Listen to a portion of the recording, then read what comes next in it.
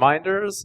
Later today, there's going to be an auction, or online there's the silent auction that y'all should take a look at. Later today, there's going to be a raffle out here in the chill out area. And just like to take a moment, thank all the sponsors for, providing this venue and all the cool stuff, all the speakers. They're coming to do all this. And without further ado, it's Mr. Don Quixote. He's here to talk about all the stuff that y'all are here to listen to. So before we get started, I have a tradition in my talks. I've been doing this for 30 years. Back when I was at Lockheed, we used to do this.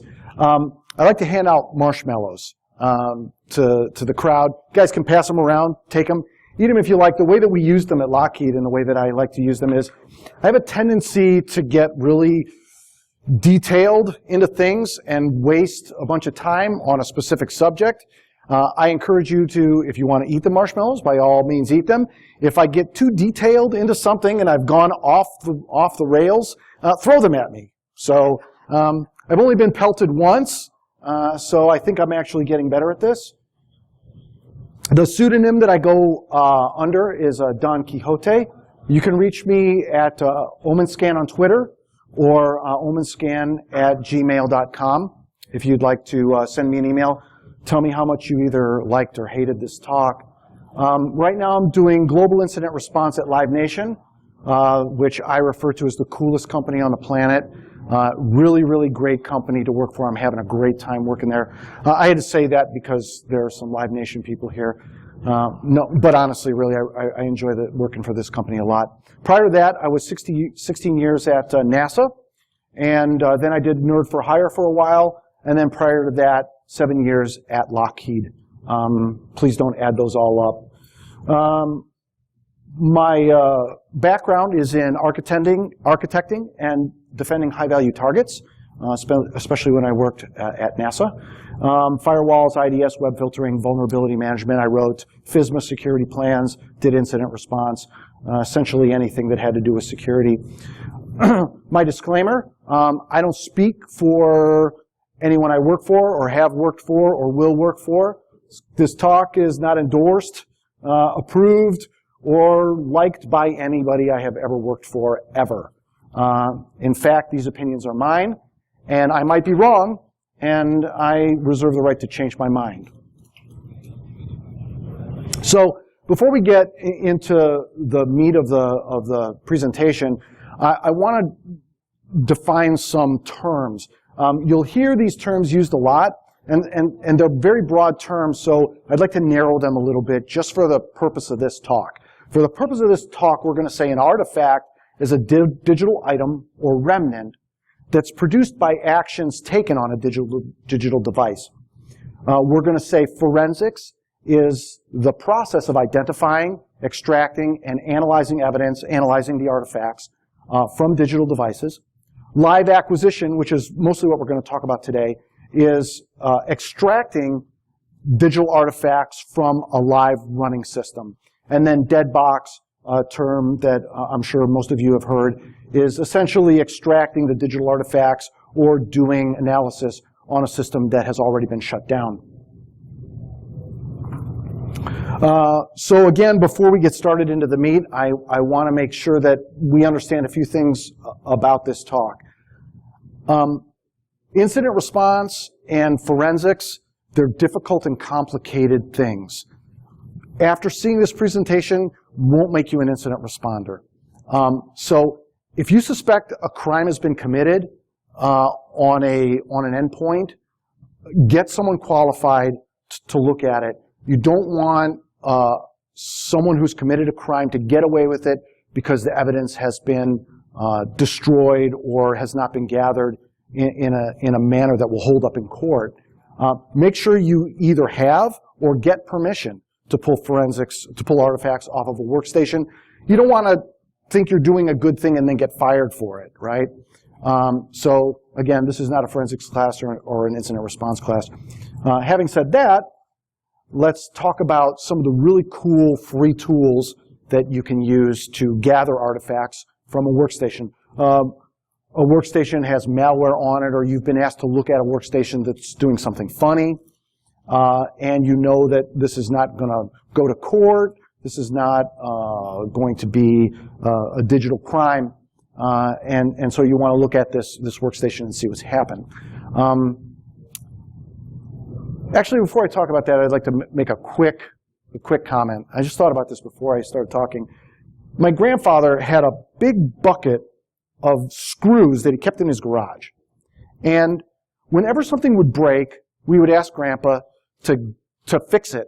And he would get this big bucket, it had brackets and screws and all sorts of things in it. And it was amazing that he was able to fix almost anything with this big bucket of just metallic stuff. And that's kind of what I'm going to talk about. All of these tools that are freely available that can be put together to gather forensics, to learn information about what's happened on a workstation. All these little pieces that can be put together to create sort of a cohesive way of gathering information about what may have happened on a workstation. When we talk about live box versus dead box, the first thing that we need to determine is, are we going to shut this thing down? If we're going to do live acquisition, we need for the machine to keep running. If we don't, if there's something really bad happening, and just pulling the plug out of the wall or turning it off from the switch is not going to be enough. If we want that machine shut down immediately, you're not going to be able to get live artifacts. You're not going to be able to do live acquisition. So you're going to lose the volatile artifacts, memory, connections, the existing connections. It turns out when you do live box and dead box analysis, many of the artifacts are actually the same. Some will be lost, though. So when you're looking at doing live acquisition, you're looking at gaining those artifacts that would be lost when you would shut that machine down. Gathering artifacts, either live box or dead box, they're often the same artifacts, and many of them use actually the same utilities, but just different options. And we're going to focus primarily on live acquisition today. There are a lot of really, really good Windows tools for gathering artifacts, gathering forensics on a Windows machine. Problem is, finding them is hard.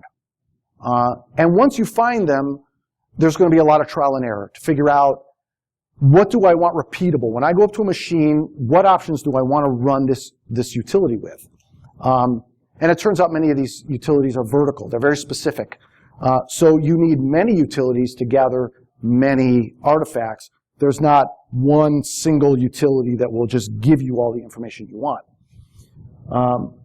So what I'm going to talk about here is not only gathering the artifacts, but creating the toolkit to gather those artifacts. And part of creating a toolkit to do that is to know where the utilities are at and to download them. Now, you can use a web browser. You can search Google. You can do this all manually. But once you know where these utilities are, you can actually create a toolkit, create a script that creates the toolkit, automatically downloads the utilities and unzips them from the websites of the researchers that provide them for us. For that, I like using curl. You may find a different utility that you like better. I like curl a lot. And then InfoZip. These are both free. Curl will download HTTP, do HTTP downloads, and InfoZip will unzip them. So we have all these utilities, but we don't want to walk up to a workstation with a handful of utilities and have to type them all in. So we want to take everything and put it into a cohesive, repeatable, and understandable process. And to do that, we script it. We script all the utilities together. Now, the problem with scripting is that we run into something called observer's paradox. Observer's paradox is this concept that by observing something, you actually change it. And this is what we find when we're doing live acquisition. When we do an acquisition on a machine, we are actually changing that machine. So we want to think about something called order of volatility. What are our most volatile artifacts? What are the things that are most likely to change, and gather those first? The easiest example is, let's say I'm at a workstation, I want to gather, I want to dump the memory, I want to gather registry, I want to copy the registry, I want to get the log files. Each one of those you need a program to run to do that acquisition. So the first thing you want to do is acquire the memory. Because if you're loading 3 programs into memory, you've modified memory 3 times. Rather than modify memory 3 times, grab the memory first. Then if you modify memory later, you're not worried about it. You've already grabbed memory. So order of volatility is something to be concerned about when you do this. I usually try to grab everything I can. You may run into issues of how much time you have available or how much disk space you have available. I've run into both of those. And so when I run into that, the artifacts I gather are the ones that I think I'm most likely to need. So let's talk about specific artifacts. First, gathering memory. Two great utilities, WinPmem and Memorize. First utility, this is all free software that I'm talking about. WinPmem can be downloaded from the Google Recall repo in GitHub. It's my favorite utility because it's really easily to script. It's really easy to script, and it's really easy to download. So if you're creating a toolkit to download these utilities, this is very easy. Mandiant also provides a great utility called Memorize. Works consistently well. I've used it for years. Very good utility for grabbing memory. But it does have some idiosyncrasies that make it a little bit less desirable than WinPmem, in my mind. Others may feel differently. There are a few others. There was a new one I saw by Magnet Forensics, I think, that looked really good. I've played with it a little bit. But these two are the ones I use consistently. Side note, Volatility is a free piece of software you can use to then analyze the memory dumps that you've created. Volatility is a wonderful piece of software. Whether volatility is free, but if you had to pay for it, it would be worth it. Just a tremendous piece of software. So the next artifact that we're interested in is disk artifacts, right? So the primary thing that you're going to be interested is something called the MFT, the master file table. Turns out, not only in Windows, but in a lot of operating systems, there are some areas of the disk that just really aren't meant to be copied. So there are no native or common ways to do that. So we need people like, I'm probably going to butcher his name. I think it's pronounced Joachim Schicht, Jay Schicht. He provides a free utility called raw copy. This will copy both the MFT and the $log file and he also provides another utility called extract USN journal, which will extract the USN journal, the $J. That's an ADS, an alternate data stream in the Windows NTFS file system. These three artifacts sort of form the indexing and journaling system of NTFS. So primarily the MFT is this database index of all of the metadata for all the files in NTFS. So file create time, file modified time, all the file flags. Now, it turns out the MFT is database-ish in that it grows, and when a file is deleted, the entry's not actually deleted in the MFT. It's just marked for reuse. So if you have a very large MFT and there isn't much activity on the system, MFT entries for files and directories on the system can last a very long time, days, weeks, months. So when you're looking at what may have happened on a workstation, even though the file may have been deleted, there still maybe an MFT entry for it. NTFS is a journaling file system. So the $log file and the USN journal form the journaling system. Again, just to reiterate, Jay Schicht's GitHub repository provides these utilities, raw copy and extract USN journal, that can gather those artifacts. Just a quick note, these are raw artifacts. This would not be human readable. You need some other utility to then look at that data. There's a great piece of free software, ANJP. It's free for non-commercial use. If you're going to use it for commercial use, please pay for it. But it can read in the MFT, log file in the USN journal, and then give you a timeline of the activity on your system. I typically don't do that. I'm old school. I like to do things manually. So after I gather the MFT, I like to put it into a human-readable format, comma-separated values, and then import it into a spreadsheet and do manual analysis. For that, there's a great piece of software called MFT dump. This is provided by the malware hunters. If you do a Google search, you'll be able to find it. It will take this raw MFT and parse it into a comma-separated value that you can then do analysis on it, however you normally would do your analysis. I use a spreadsheet, but whatever will read comma-separated values will read this data, and you can do analysis on it. GMG Systems also provides a set of utilities called FAU, Forensics Acquisition Utilities. Volume Dump is the utility, but it's in a set of utilities. There's a whole bunch of stuff in it. And it will also parse the USN journal into a human-readable format. This artifact, a utility is actually provided by Microsoft, a native Windows utility called FSUtil, and it will also parse the USN journal, dump it so that it's human-readable. So the next set of artifacts we're going to look at are systems information. Probably everyone in the room here knows about sysinternals. I love their PS tools. Sysinternals just provides just tons of really great utilities. In this case, we're just going to talk about PS Info, which is in this set of tools, PS Tools. It will give you system information on a live running system. PS List give you information on the running processes. And then another utility, I don't believe it's in PS Tools, I think it's a separate sysinternals utility called Handle, will give you all of the open file handles on a running system. Extremely useful utility. Within Windows, there are also some really useful native utilities. SC Service Control, I think that stands for. But the SC Query command will give you service information. Task List, another native utility, will give you running process and service information. And then on everybody's favorite network information utility, Netstat. Okay, so the registry.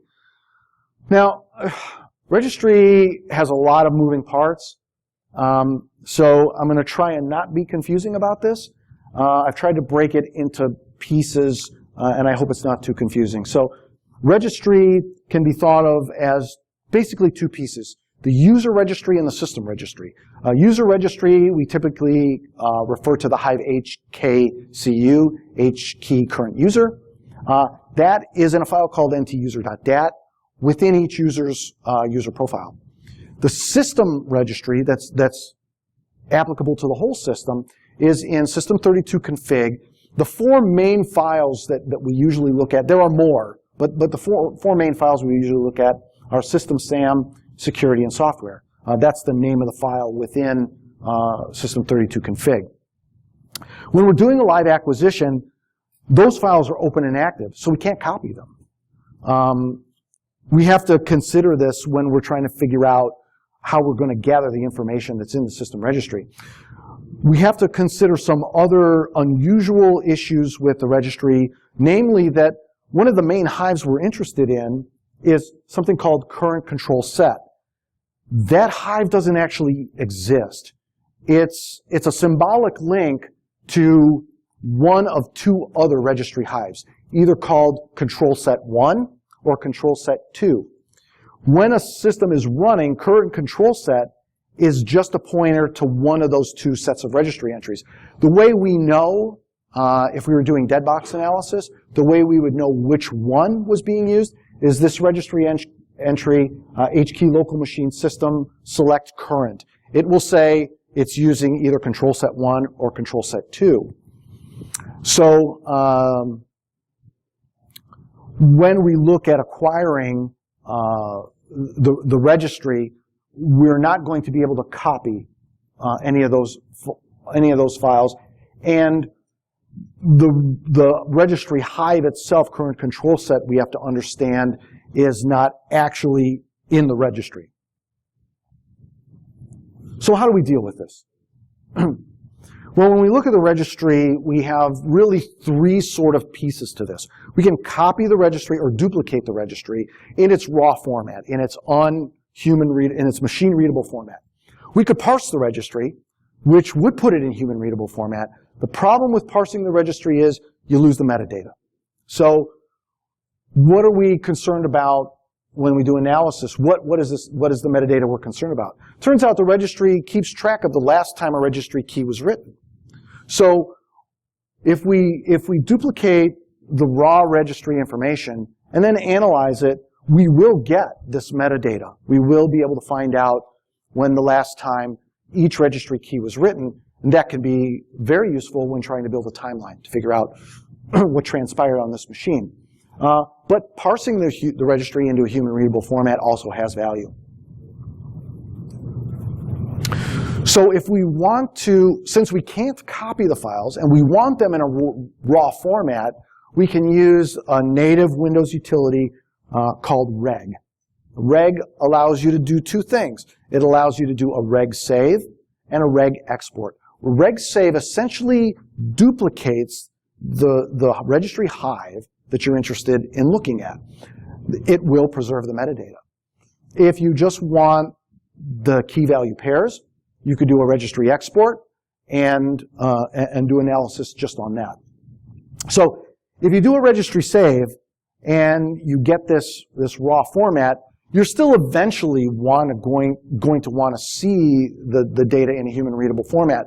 So doing dead box analysis or doing analysis on the artifact that you've gathered using, the raw artifact you've gathered using registry save, there are two extremely good utilities. Reg file export is freely available by Nursoft. It will parse the hives from the raw registry data. And Reg Ripper, the most excellent Reg Ripper by Harlan Carvey. You can run this against the raw registry data that you've gathered, and it will give you the last write time. He's in Las Vegas. I'm sorry? Las Vegas. Oh, okay.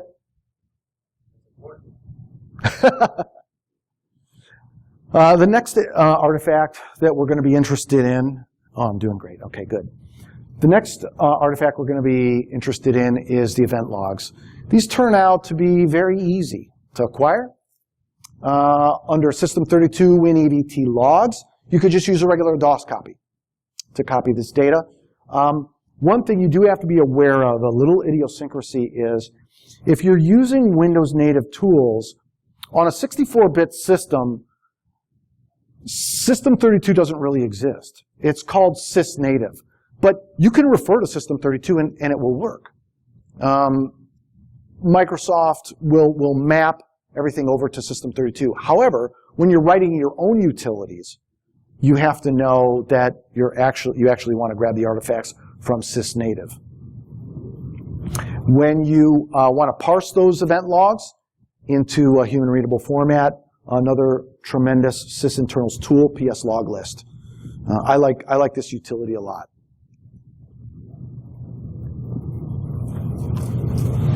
So other artifacts we're going to be interested in when we do live acquisition.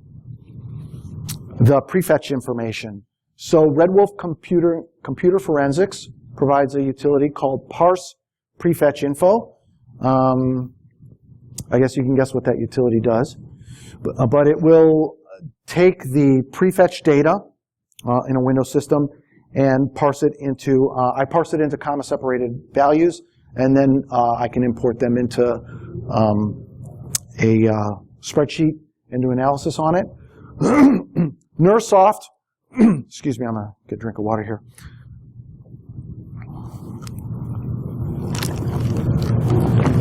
Nursoft also provides some other really good utilities. Last activity view, very, very cool utility. We'll essentially go through all the common areas in a Windows system where activity information is stored in the registry, in the event logs, in the prefetch. It'll go through all of those areas and then create one file of all the activity that's happened on your system. And some of this activity can go back years. This is a really, really, really cool tool. He also provides a piece of software called User Assist View. This will give you the last time and count of the system, the programs that were run on the system. And then a browsing history view, all available again from Nursoft. This will take the 4 major browsers, Internet Explorer, Firefox, Chrome, and Safari, and it will go through the history data of all of these utilities, of all of these browsers, and put them into one cohesive file to be analyzed.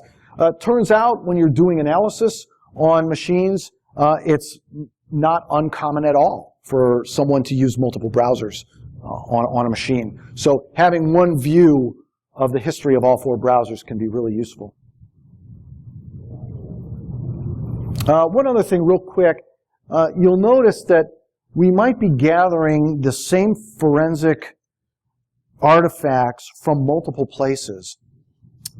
This is also really important and helpful because when you're trying to build, to reconstruct what happened on a workstation, if you have an artifact that says something happened, that's useful. If you have 2 artifacts from two separate areas of the operating system that tell you the same thing happened, then you have corroboration. You're far more likely to be on the right path if multiple artifacts corroborate what you believe may have happened on that workstation. So last thing I'm going to talk about is a piece of software called Acquire, which I'm releasing today. We talked about all of these utilities that we want to be put, to be scripted, and to consider the volatility of those artifacts, for that to be repeatable, for things to be put in the same place. When you gather the artifacts, if you have a script that does this, you don't want artifacts from one of your acquisitions to step on artifacts of another acquisition. So what I wanted to do was to create a scripting tool and framework so that you could script all of these utilities in the most beneficial way, and to add things into the scripting language that you wouldn't see in a normal scripting language. And I'll talk about that in just a minute. So what was the problem I was trying to solve? If you've worked with any incident responders, you know that eventually every incident responder creates a script to do this. I've seen these scripts in batch files, VB script, PowerShell, Perl. They can come in all sorts of flavors and fashions. What I have not found is a script that helps you build the toolkit.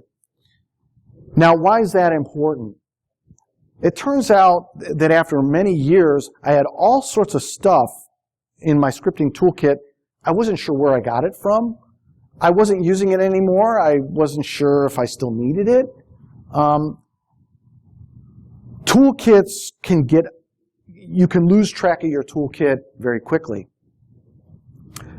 So I wanted to create a utility that not only ran acquisition, but allowed you to build the acquisition toolkit itself, and thus kind of self-document itself. So I also wanted to create a common framework. I wanted to create a utility that wouldn't matter whether I was sitting at the box or I was doing an acquisition over the network. So I wanted to create a common framework where all the files were stored in the same place. Every time I ran an acquisition, a new directory was created. So these are things that you have to think about when you're writing your own scripting, when you're scripting your own live acquisition toolkit. So I wanted to build a scripting language or a scripting framework that automatically did all that, and a couple other things that I'll talk about. And I also wanted it to be able to pull artifacts from Deadbox, from a mounted drive. So what are some of the things you do over and over again that you just don't find in common scripting languages? You can put them in scripting languages. You can download a hashing program. You can set your artifacts to read-only.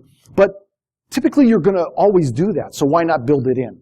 So some of the common things I wanted to do was, when I downloaded the program, the scripting, the set of scripting commands to create the toolkit, I wanted to hash the programs. Not just hash the data when I do the acquisition, but hash the programs themselves when I create the scripting toolkit. Now, why is that important? Because when I do the acquisition, I also built into the scripting language automatic logging. So now I have the hash of the program I downloaded. When I run the acquisition, I hash the program. Is this the same program that I downloaded, or has something changed, right? This helps with non-repudiation. So yes, I'm sure that the program I downloaded is the program that gathered this artifact when I ran the toolkit. I wanted to do local and remote acquisition, and I wanted to set the artifacts to read-only.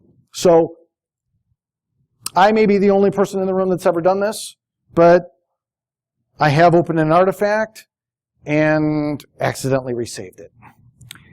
It's the same artifact, but now I've put into question my non-repudiation. I've changed the timestamp. I can prove that it's the same thing. I can rehash it.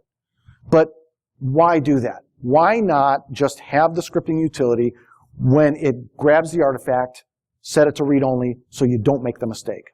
Yeah? No, I'm just using MD5, but this is open source. If you want to change it, by all means. And I'm encouraging people because, trust me, you guys are smarter than I am. So I'd like to get as many people involved to do as many things to this as possible. Yes?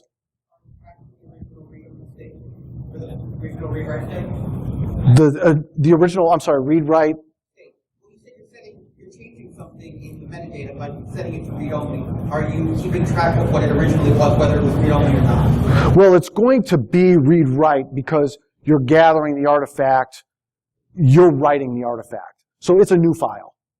So you're not maintaining original files? Any original, I'm sorry, file? If the original file was a read-only file or a writable file, you're not maintaining that knowledge? No. No, it's just automatically set to read-only. But it's a good point. So, you know, maybe we have to give some thought to that. Yeah, absolutely. That's why I'm here. I wanted to focus on order volatility. I wanted to self-document. So not only the running of the toolkit, but the actual creating of the toolkit. I wanted it to be open source, and I wanted it to be compiled to minimize the impact on memory.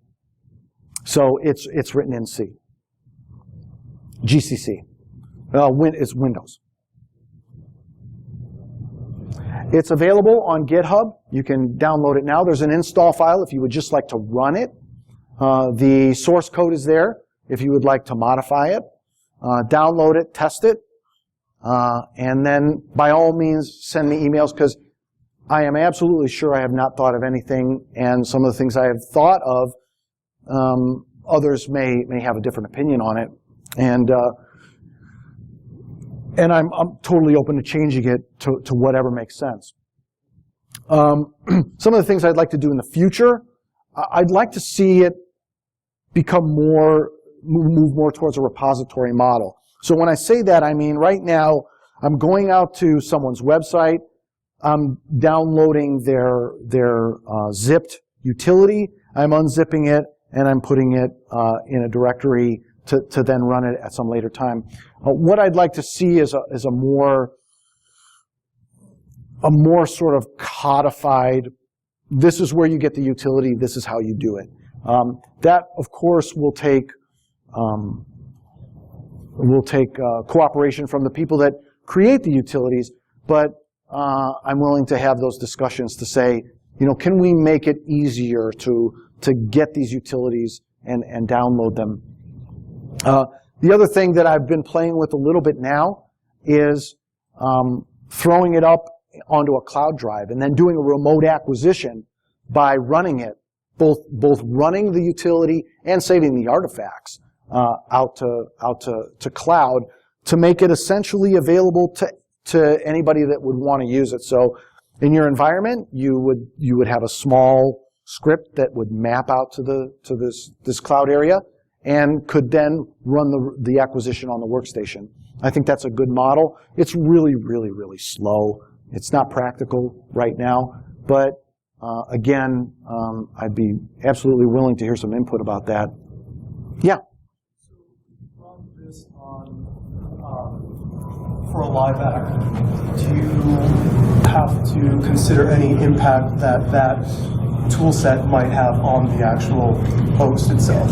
Yeah, so this is why, one of the reasons why I want to see this become, the question is, does the acquisition impact the workstation itself? It's going to impact the workstation in whatever way the person that wrote the utility, however they wrote it. So if they write to disk, it's going to impact the disk. It's going to impact memory. I mean, you're running a program, it's going to impact memory. So those are conversations that I'd like to start having. Can we as a community work on a utility that considers that important, right? Or are we just going to take a bunch of utilities, stick them in a batch file, and run them, right? So I think it's a better conversation to say, hey, let's build this framework, and let's think those things through.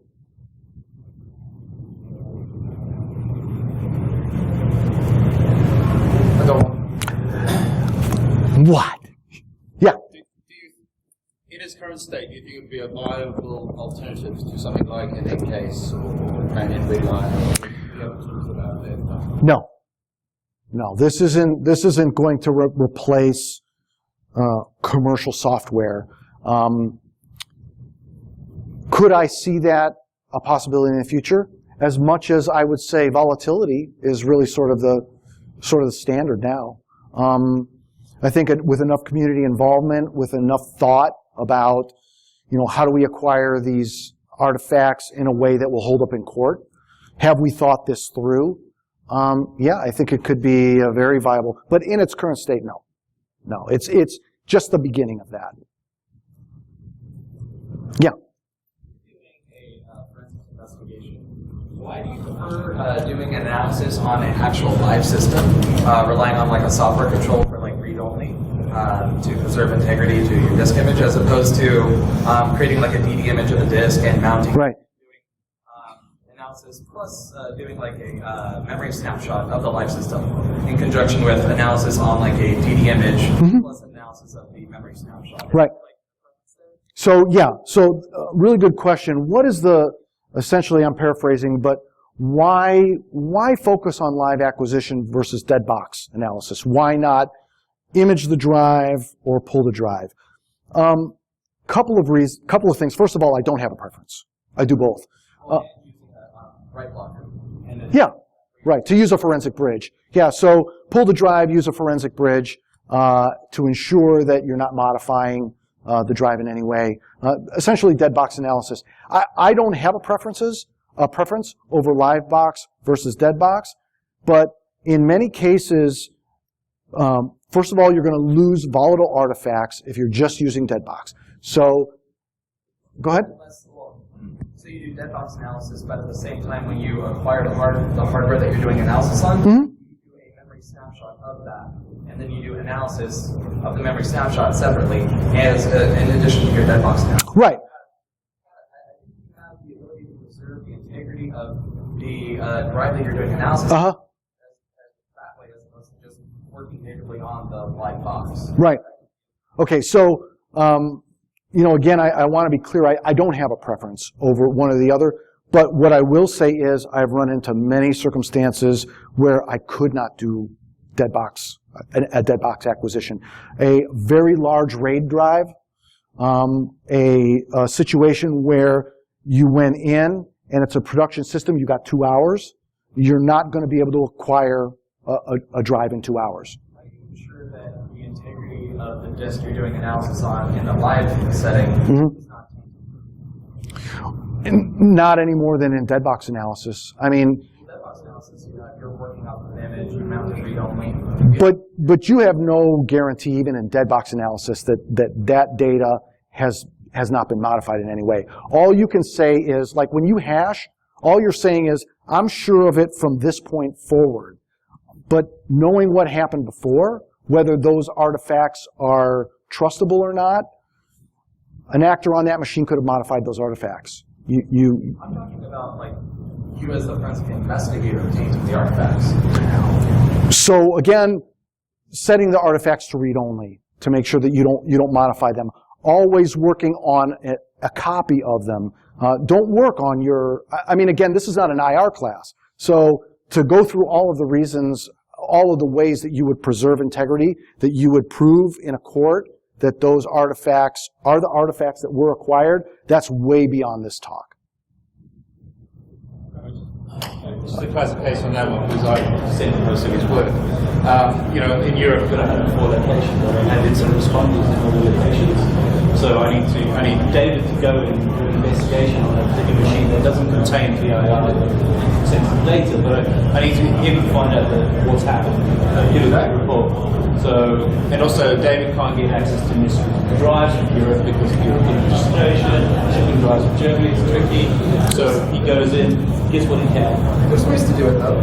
There's ways to do it globally. Like you can have, so if you have a site that's isolated from your incident response team, you can do stuff like have the help desk person using runbooks, either like DD it for you and do a memory snapshot of the system and then send those over to you through the internal network or the network that you have. You can also have them do a live bounded system too. So you can rip the disk out, put it into like a Linux box, have it mounted read only, and then the investigator can conduct an investigation over SSH. Yeah, and again, what he's really saying is that in situations, there are some situations where dead box just doesn't make sense. It's not either practical or it's not even legal. So in those cases, this is our second best method. I'm sorry. But with dead box, for instance, if the drive is encrypted, when you turn the system off, you potentially lose all access to it anyways. And then if you use the right blocker and DE a drive, you get this encrypted trash. So you can't use anything, so you have to do your image on a live system anyway. So, no, that's what you use. It's like this locker, to encrypt the disk and then do analysis that way. Yeah, those are questions that are really beyond this. Those get into, again, the analysis. I have had to do analysis on encrypted drives, and so you have to use some very specific techniques to do that. But that is not a decision of whether you want to do live box or dead box. But it is certainly, when you're doing incident response, or forensic analysis, I mean, if I get a disk drive and it's encrypted, my first reaction is, oh no. So, but you do what you can do. You also got scenarios like Amazon Workspaces. Yes. Yeah, so Amazon also, right. What was that about workspaces? Doing forensics on workspaces. I don't think we've come across a situation yet, but we've got users new acquisition to use Amazon Workspaces.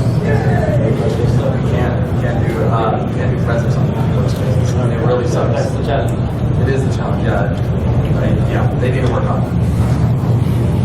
Yeah, so again, I think probably everyone in the room is getting sort of a feel for, how many questions you have when you're doing this. And you make, through either your experience or through, working with the folks that are really expert in those technologies to say, what can we do here? And again, time is often an issue. I have been to places where we wanted to acquire the whole hard drive, but we had 2 hours, and it was a hard stop. It wasn't, well, we really don't want to give it up in 2 hours. It's our business shuts down at this time, and it comes back up at this time. If you don't get your data in 2 hours, that's your problem. So in those cases, you make the best of what you have. Gather the forensics that you can gather. Questions? What a lively group. Man, this is awesome. Any more questions for Don? All right. Yeah. One thing I have a challenge. I do incident response for forensics. Uh-huh.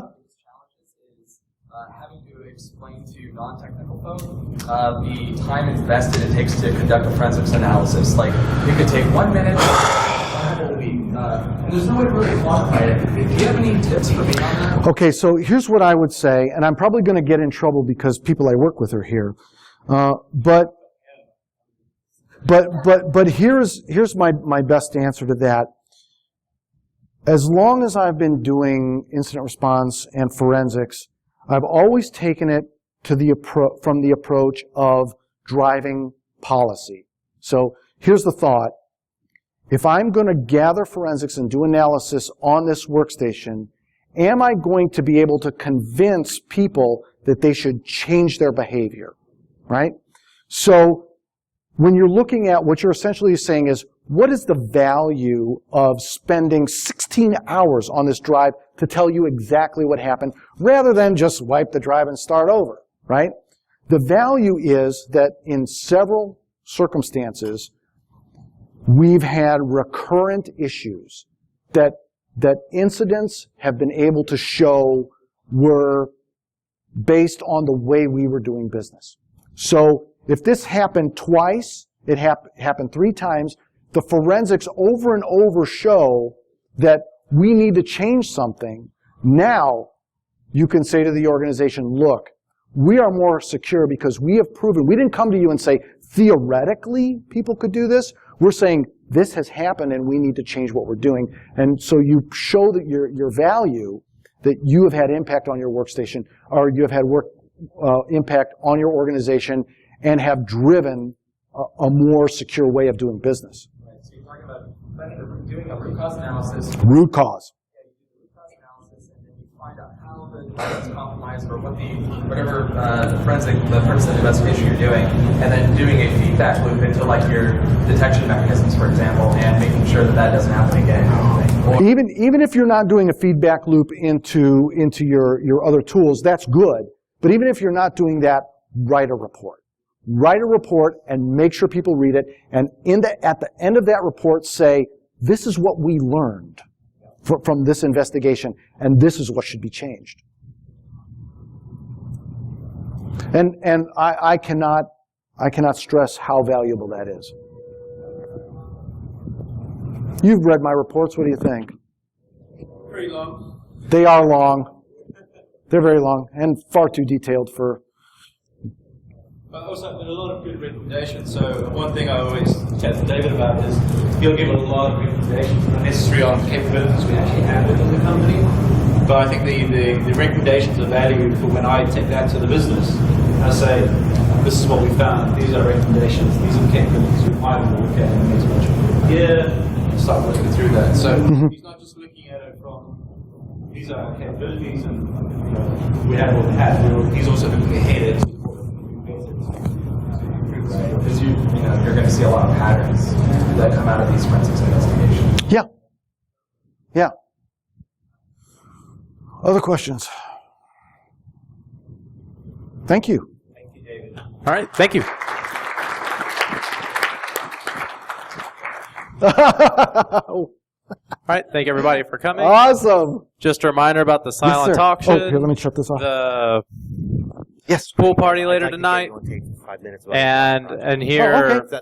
at 7 for the closing Oh, thank you. ceremonies. They're going to